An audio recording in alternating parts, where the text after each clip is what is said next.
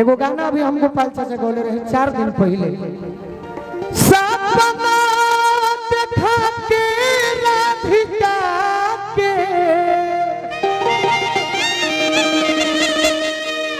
साफे सपनावा भइला सा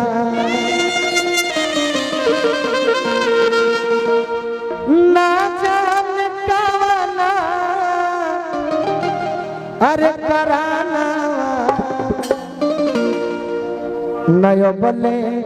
समानवा ओइलो सा कहतड़ी की खइले बानी तोही एक खानावा संगही मखानावा खइलो श्याम अरे हई राधा के आधा भइल तनावा शरीर बेजनवा खइलो श्याम रात दिन सोची है मनवा अब के कर ध्यानवा धइलो श्याम गोलू संग दिल गौले गनवा सीतम ले लजनवा धइलो बाकी एगो लइका एगो लड़की संग ही कॉलेज में पढ़त कॉलेज में यूपी में कॉलेज पढ़त दोस्त यार पूछलन कि काहे काहे बोलू राजा काहे दुबराई कौना चिंता में बड़ा पवन अपन दिल के बात अपना यार लोग से जीतू भैया लिखा मित्र से खास करके लड़का बताओ कैसे बहुत अलग कि पपिया में लिखी के अरे छतिया के पपिया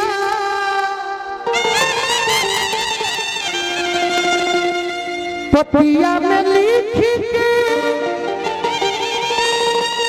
छतिया के पपिया भेजले दिया अरे किताब में जैसे आई कि दिले गोलई की दिले गोलई की दिले गोलई की कवल जगे हमारा मंगले दिया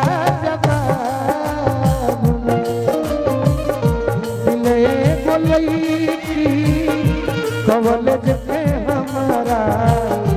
मंगले दिया जवाब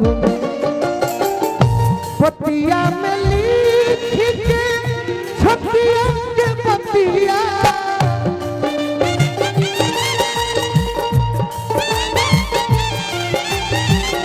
पतिया में लिख के छतिया के पतिया किताब में दिले गोलई की दिले गोलई की कवल जगे हमारा मंगले बिया जवाब दिले गोलई की कवल जगे हमारा मंगले बिया जवाब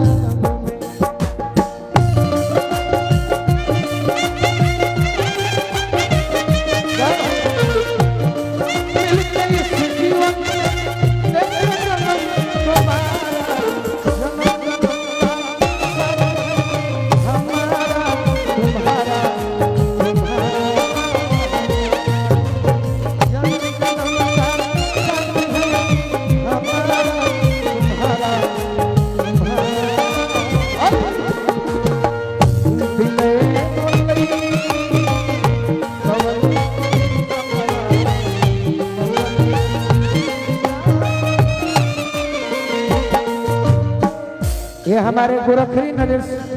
दीपक भैया जो दिल से इतना मानते हैं सभी हमारे भाई। मैं ये जानता हूँ कि मैं कुछ हूँ नहीं लेकिन फिर भी मेरे भाई मेरे लिए न्यौछावर रहते हैं, इतने में हम खुश हैं। लड़का कहता अपने नया और कुछ चाहती